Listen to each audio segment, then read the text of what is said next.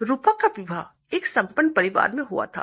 वो जल्द ही मां बनने वाली थी, लेकिन पूरे समय उसे बेड रेस्ट पर रखा गया।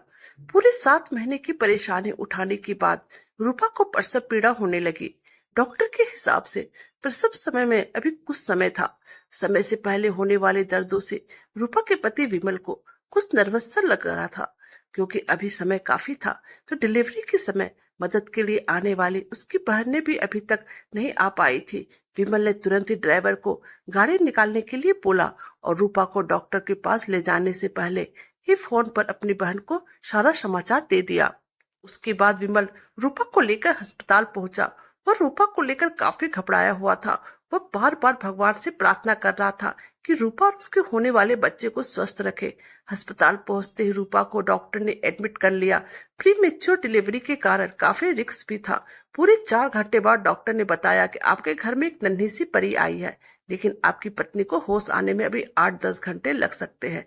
डॉक्टर ने बताया कि मैं अभी एक नर्स बच्ची को देखभाल के लिए आपके पास भेजती हूँ। विमल ने कहा, डॉक्टर प्लीज नर्स ऐसी भेजना जो मेरी बच्ची को संभाल सके, क्योंकि मैं बच्चों के मामले में बिल्कुल ही अनभिज्ञ हूँ और मेरे साथ इस समय परिवार की कोई अन्य महिला भी नहीं है। डॉक्टर ने विमल को तसल्ली देते हुए कहा, आप घबराइए नहीं।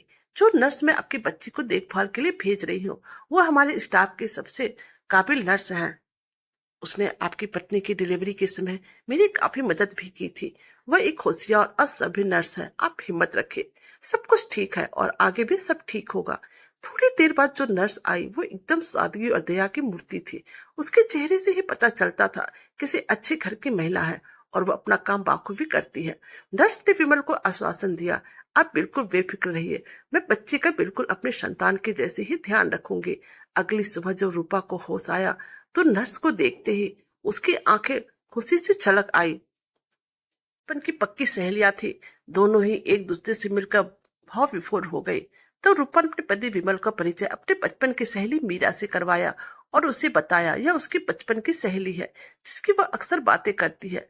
बचपन से वो कितनी होशियार थी, डॉक्टर बनना चाहती थी, लेकिन परिवार की स्थिति ऐसी नहीं थी। इतनी रही कि कभी किसी से कोई मदद नहीं ली। साइड में ट्यूशन पढ़ाकर अपने पढ़ाई का खर्च निकालती रही और देखो आज भी मेरे मीरा के चेहरे पर स्वाभिमान का तेज है। रूपा ने उसे बहुत बहुत धन्यवाद दिया और जल्द ही घर आने का न्योता दिया।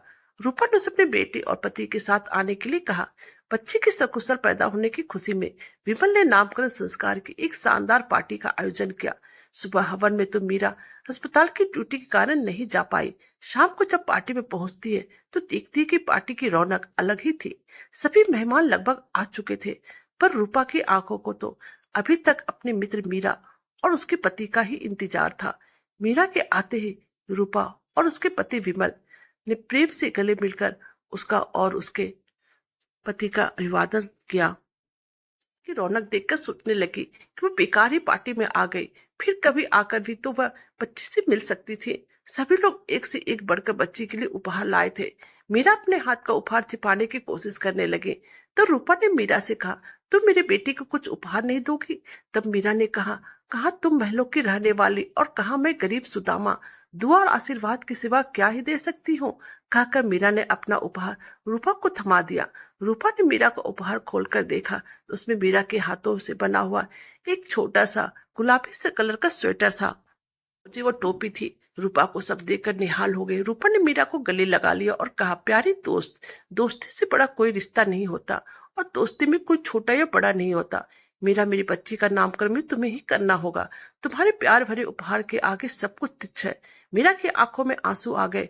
दोनों सहेलियां गले मिलकर एक बार फिर से बचपन में जैसे खो गई। वो सावन के झूले, वो गुड्डे गुड़िया का ब्याह रचाना। एक सहेली गुड्डे की माँ बनती थी, एक गुड़िया की। यहाँ खेल खेल में ही बड़े बड़े रिश्ते निभा जाते। मीरा ने बच्ची का नाम अवनी रख बताया, जिसे सुनकर सभी बहुत खुश हुए। सभी ने तालियां बजाकर उसका स्वागत किया। रूपा ने मीरा का हाथ पकड़कर, इससे अच्छा नाम और उपहार तो मेरी बच्ची के लिए हो ही नहीं सकता, क्योंकि कृष्ण जी भी सुदामा के चावल के बिना अधूरे थे। फिर इस मित्रता के चलते दोनों परिवार आगे भी ऐसे ही मिलते रहे। आज शहर का बड़ा सर्जन बन चुका था। उसने अपनी माँ की मेहनत की लाज रखी और अपनी माँ के डॉक्टर बनने के सपने को खुद में पूरा किया। उधर रूपा की बेटी अवनी भी अपनी माँ की तरह मिलनसार और अच्छे संस्कार वाली आज एक काबिल वकील बन चुकी थी। में एक दूसरे को पसंद करने लगे। आज फिर इतने वर्षों बाद रूपा और मीरा वास्तव में मित्रता के रिश्ते में एक और रिश्ता जोड़कर समधन के नए रिश्ते में बंध गई थी। वो बचपन वाला खेल आज नीति ने हकीकत में बदल दिया। दोनों सहेलियों ने एक दूसरे को खुशी से गले लगा लिया।